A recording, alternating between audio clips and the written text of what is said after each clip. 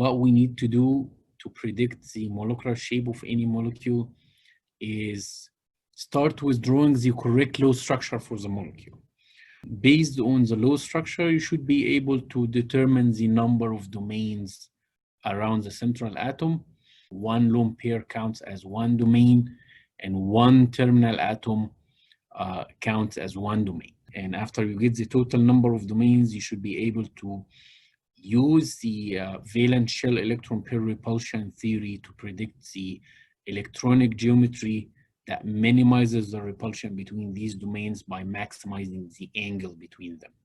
And then take into account the number of lone pairs versus bonding pairs in order to determine the actual shape of the molecule. So let's do a couple of examples.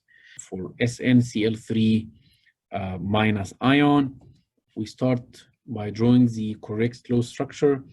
We have a total number of valence electrons that's 4 from 10 plus 3 times 7 from the chlorine atoms plus 1 from the negative charge. That's going to be a total of 26 valence electrons. The most electropositive atom is going to be a central atom, and then other atoms are going to be terminal atoms. And you bond them with at least one bond.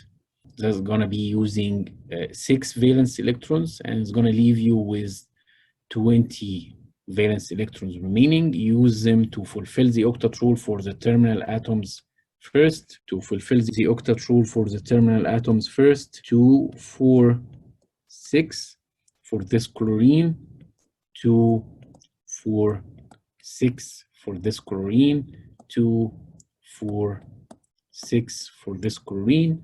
By now we used 24 valence electrons, which leaves us with 2 valence electrons to fulfill the octet rule of the central 10 atom. And the number of domains in this case is going to be 3 terminal atoms plus 1 lone pair. So it's a total of 4 domains. When you have 4 domains, that means sp3 hybridization, which means a tetrahedral electronic geometry. However, the shape itself is going to be, you have the central 10 atom, 1 domain of the tetrahedral geometry occupied by the lone pair, so it's not going to contribute to the shape. 1 occupied by one of the terminal atoms, and then the second one and the third one. So the actual shape is going to be determined by the atoms themselves, and you can clearly see that it's a trigonal pyramidal shape. For that example here, we have 1 iodine plus 5 fluorine, so that's a total of 6 times 7 valence electrons. All of them are halogens with 7 valence electrons, so that's a total of 42 valence electrons. You put the most electronegative iodine in the middle, and then surround it with the atoms with at least 1 bond, and then use the valence electrons to fulfill the octet rule of the terminal atoms first. So 2, 4, 6 for this fluorine, 2, 4, 6 for this one, 2, 4, 6 for this one, 2, 4, 6, 2, 4, 6. We already used a total of 40 valence electrons so far. That leaves us with 2 valence electrons that needs to occupy, that needs to go on the central atom. And if you count the number of domains around the central atom, you will find that it's 1, 2, 3, 4, 5 terminal atoms and 1 domain, 1 lone pair. So that's a total of 6 domains, which means you have sp3 d2 hybridization, and it's gonna assume an octahedral electronic geometry, but the actual shape is gonna be the octahedral electronic geometry with 5 domains